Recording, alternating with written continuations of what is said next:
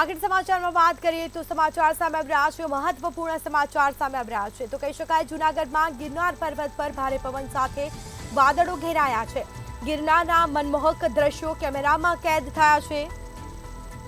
તો ગિરનાર ફરતે વાદળો ઘેરાતા સર્જાયા છે નયનરમ્ય દ્રશ્યો. વાદળો અને ભારે પવનથી પ્રવાસીઓ આકર્ષિત થયા. તો પર્વતમાળા સાથે વાદળો જોવા મળ્યા છે અને સાથે જ કહી શકાય કે ઠંડો પવન ફૂંકાતા પ્રવાસીઓ ગરમીમાંથી રાહત મળી. તો પ્રવાસીઓ પણ પહોંચ્યા અને આકર્ષિત થયા છે. વાદળ અને ભારે પવનથી પ્રવાસીઓ પણ આકર્ષિત થયા છે. તો આ દ્રશ્યો સામે આવ્યા છે. ગિરનારના મનમોહક દ્રશ્યો કેમેરામાં કેદ થયા છે. તમે આપને આ સીધા દ્રશ્યો બતાવી રહ્યા છે. પ્રકૃતિ સોળે કળાએ ખીલી ઉઠી હોય તેવા આ દ્રશ્યો સામે આવ્યા. તો કહી શકાય કે ગિરનાર પર્વત પર ભારે પવન સાથે વાદળો ઘેરાયા છે. ગિરનારના મનમોહક દ્રશ્યો કેમેરામાં કેદ થયા છે. તો વધુ વિગતો સાથે સંવાદદાતા અમર બખાઈ ફોન લાઈન પર જોડાઈ ગયા છે. જી, ગિરનાર પર્વત પર ભારે પવન સાથે વાદળો ઘેરાયા અને પ્રવાસીઓ માટે કહી શકાય કે આકર્ષિત બન્યું છે. આ શું માહિતી?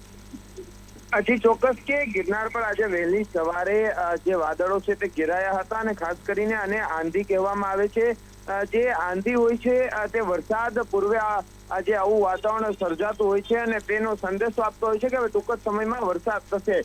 ગિરનાર પર દર વર્ષે આ રીતની સ્થિતિનું નિર્માણ થતું હોય છે. વરસાદ જ્યારે આવવાનો હોય છે, ચોમાસું બેસવાનું હોય છે, તેના થોડા દિવસ પહેલા આ રીતના આંધી જેવા દ્રશ્યો છે તે સર્જાતા હોય છે, આગમન થતું હોય છે.